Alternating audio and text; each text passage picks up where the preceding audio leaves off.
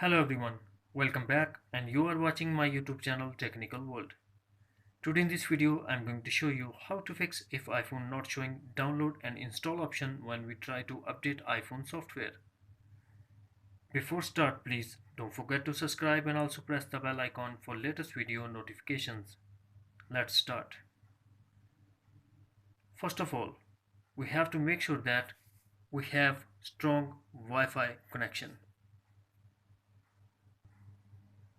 The second thing that we have to check iPhone storage, because when we try to update software under learn more, iPhone says this update cannot be installed because it required at least 4 or 5 GB free space.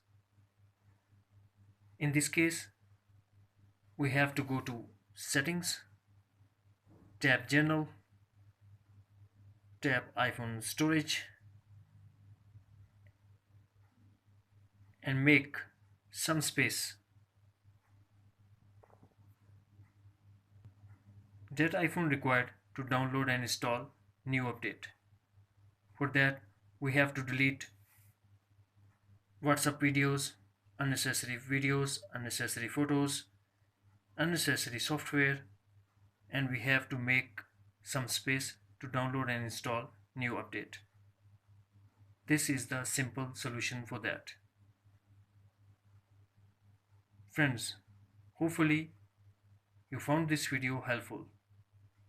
Then please like and share as well. Thanks for watching. Take care. Bye bye.